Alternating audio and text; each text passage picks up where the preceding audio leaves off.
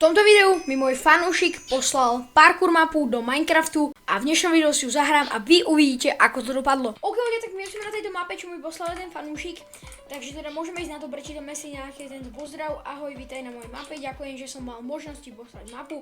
Moje meno je Macko, pozdravíčko 988, začiatok mapy je tam. Ak spadneš z parkouru, tak daj meno kill, neníš mapu post. Ok, môžeme ísť na to, takže prvý skok, easy, druhý skok, boom, boom, obskok, boom.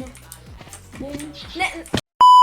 No super, tak lomeno kill. Škoda, že sa nedal, aby sa to nespanovali mu dve, ale nevadí. Ok, druhý pokus. Na koľkátý to dám pokus? OK, toto vyzerá na bludisko, dámy a páni. OK, toto vyzerá na bludisko, dámy a páni, takže pôjdeme napríklad sem.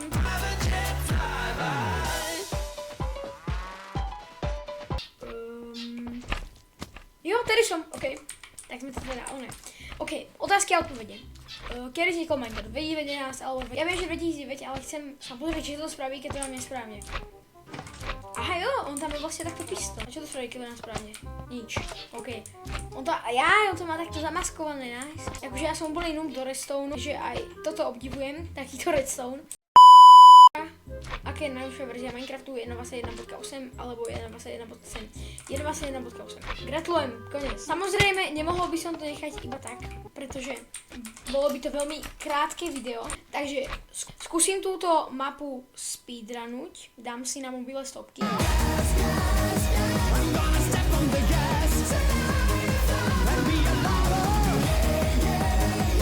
Za 37 sekúnd. Ok, ľudia, keď sa vám toto video páčilo, tak samozrejme dajte like a odber na tento kanál a vidíme sa pri ďalších takýchto podobných videách. Takže zatiaľ čau!